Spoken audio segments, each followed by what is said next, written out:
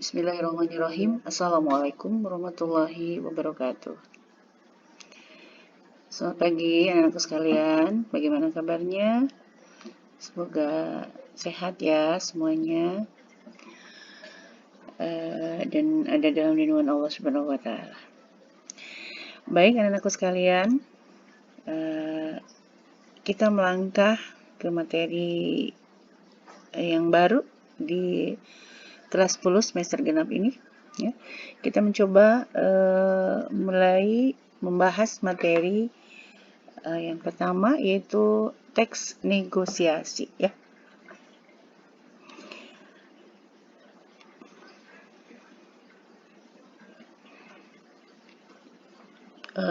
Adapun materi yang akan kita bahas pada teks negosiasi itu yaitu mulai dari pengertian, ya, kemudian ciri-ciri, tujuan, manfaat teks negosiasi, jenis-jenis teks negosiasi, struktur teks negosiasi, unsur kebahasaan teks negosiasi, kemudian pola penyajian teks negosiasi sampai ke contoh teks negosiasi, ya.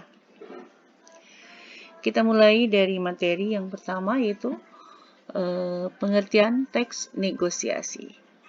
Apa itu teks negosiasi? Ya.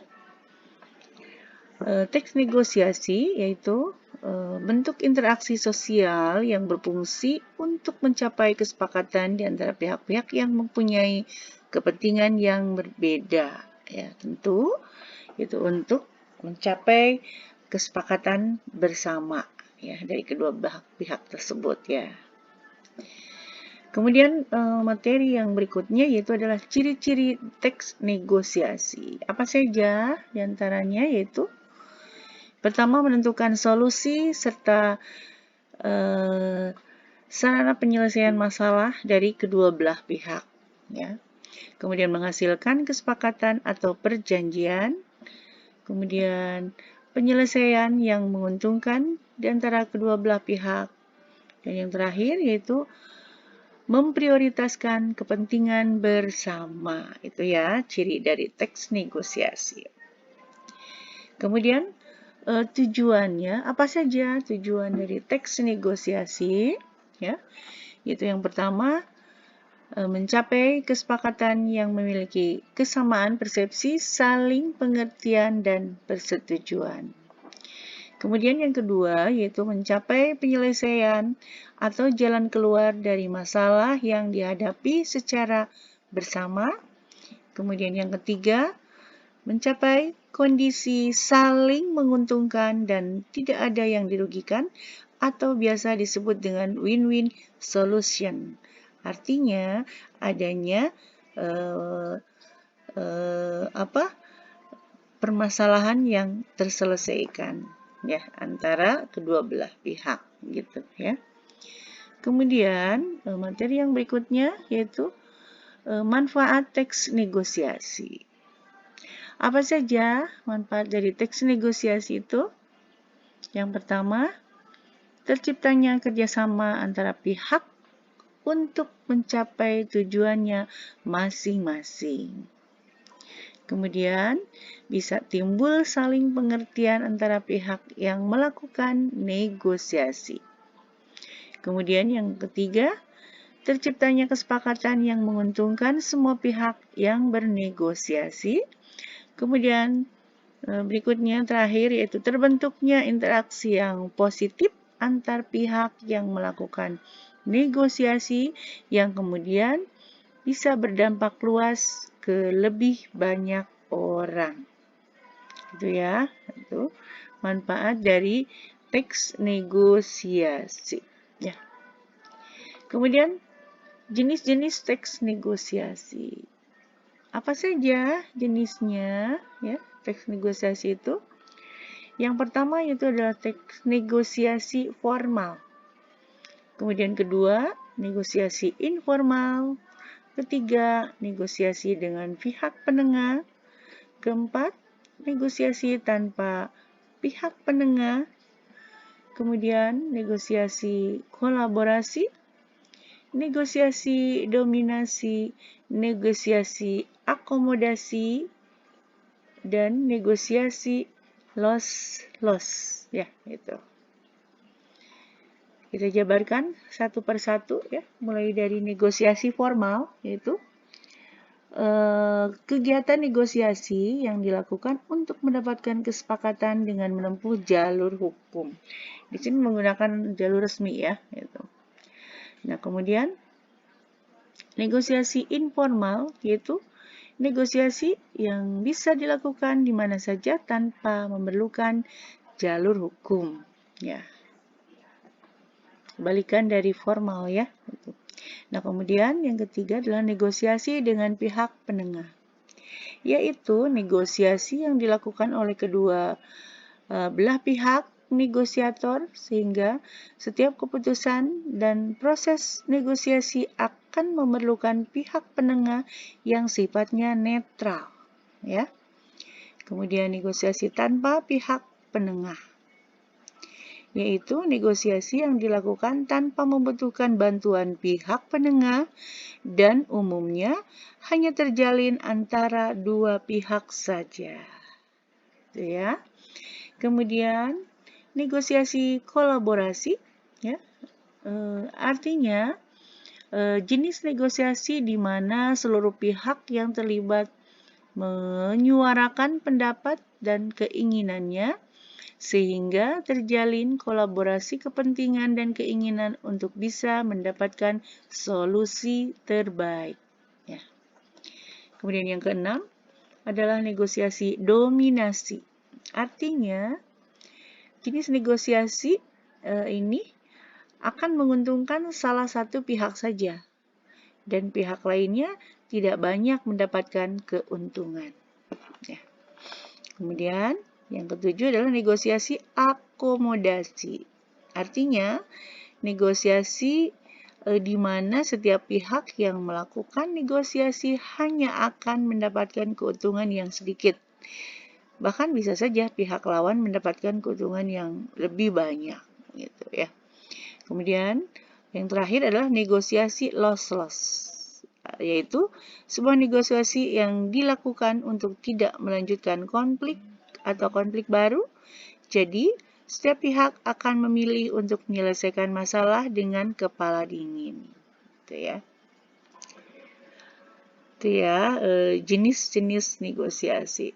Kemudian kita lanjut yaitu ke materi struktur teks negosiasi. Di dalam sebuah teks negosiasi ada beberapa langkah ya strukturnya, yaitu yang pertama adanya orientasi ya. Kemudian adanya pengajuan, adanya penawaran, adanya persetujuan dan penutup. Jadi ada 5 langkah struktur teks negosiasi itu ya.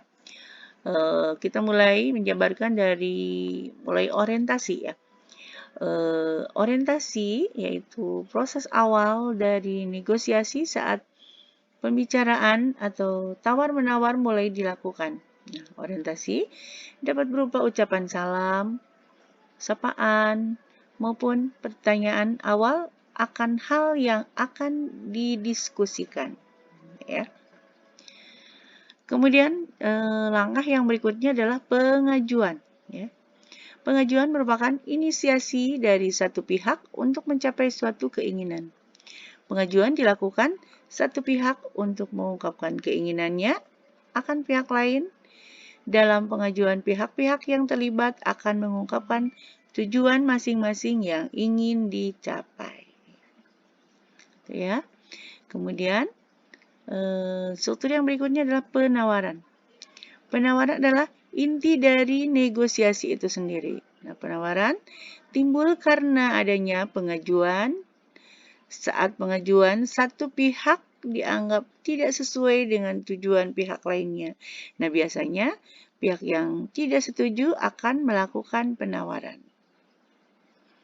Ya, kemudian kedua pihak akan saling bernegosiasi atau tawar-menawar yang didasari oleh perbedaan masing-masing.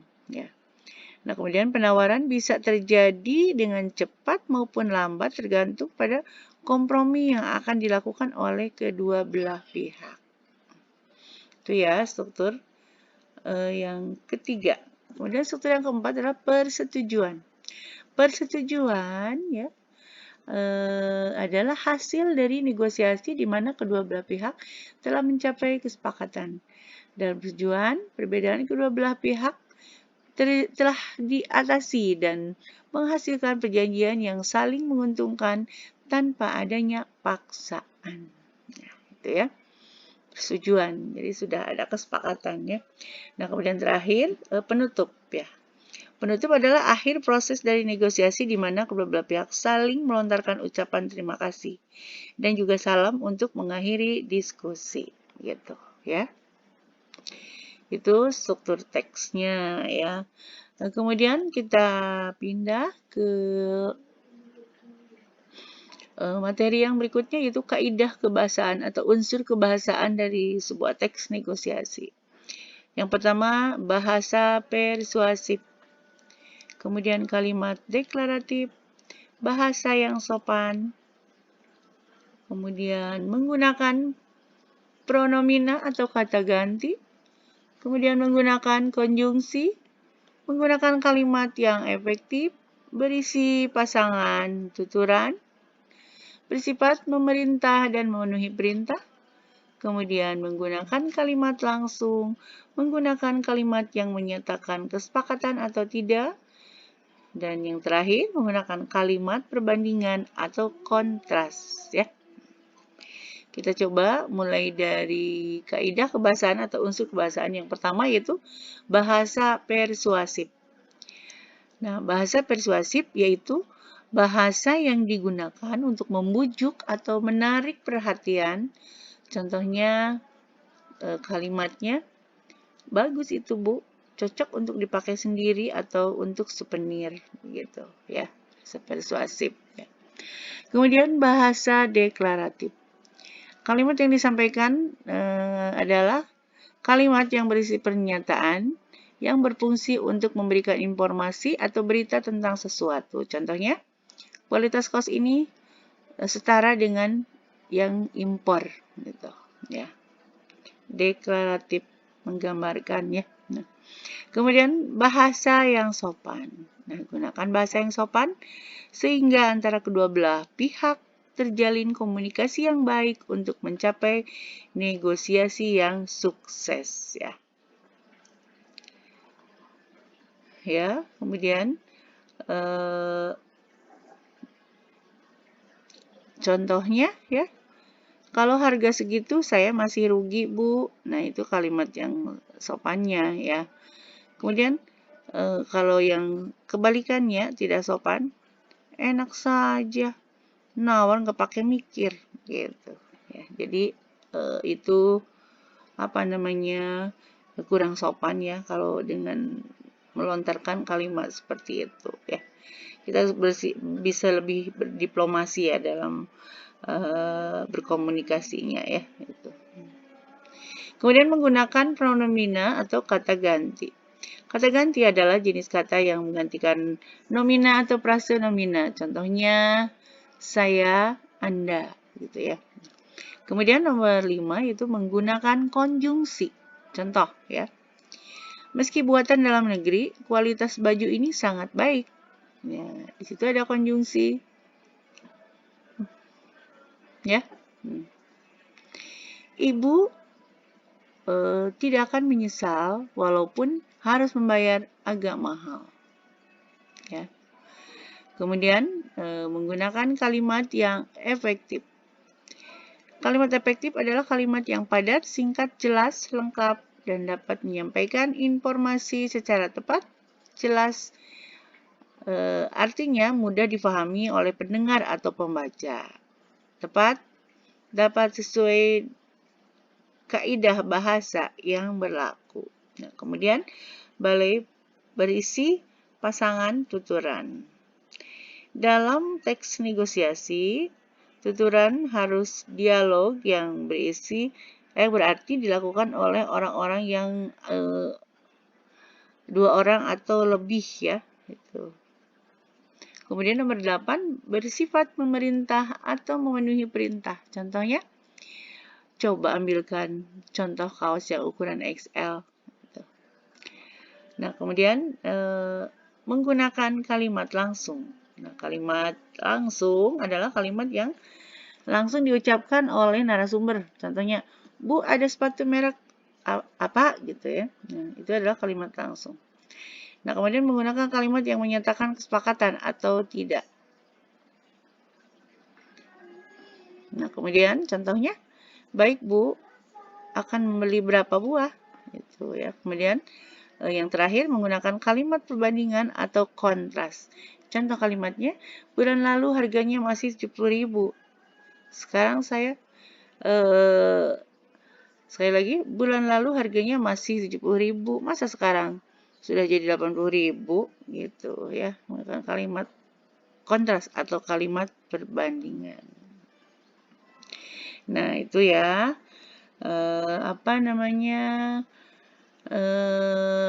kaidah kebahasaan yang ada di dalam teks negosiasi ya. Nah, sekarang pindah ke materi yang berikutnya, yaitu pola penyajian teks negosiasi. Terdiri dari 3 pola penyajian ya. Teks negosiasi tersebut, yaitu yang pertama, pola penyajiannya dalam bentuk cerpen atau cerita pendek, yaitu penyusunan teks negosiasi seperti cerpen yang menceritakan satu kisah di mana di dalamnya dijumpai adanya proses penawaran atau negosiasi ya. Tapi tetap harus sesuai dengan struktur teksnya ya. Nah, kemudian yang kedua adalah pola penyajian berbentuk dialog. Adalah penyusunan teks negosiasi dalam bentuk dialog yang menggunakan kalimat langsung di mana di dalamnya terdapat proses penawaran. Ya. Dialog gitu ya, adanya percakapan antara satu pihak dengan pihak yang lain gitu ya. Nah, kemudian yang ketiga adalah pola penyajian berbentuk narasi ya. Yang digabung dengan dialog adalah teks negosiasi yang disusun dengan bentuk uraian yang menekankan pada rangkaian waktu atau kronologi. Ini teksnya menceritakan suatu peristiwa yang di dalamnya mengandung dialog mengenai satu penawaran, ya.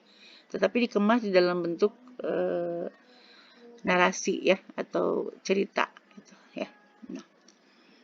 Nah, kemudian yang terakhir adalah contoh teks negosiasi. Nah, ini contoh teks negosiasi jual beli, ya. Gini kata pembeli, "Selamat siang, Pak." Kata penjual, "Selamat siang, Bu. Ada yang bisa saya bantu?" Nah, itu percakapan seperti itu termasuk ke dalam contoh orientasi ya. Kemudian kata pembeli lagi, "Saya ingin beli mobil klasik. Apakah ada, Pak?" Gitu. Kata penjual, "Ada, Bu. Mari ikut saya." Gitu. Pengajuan ya itu.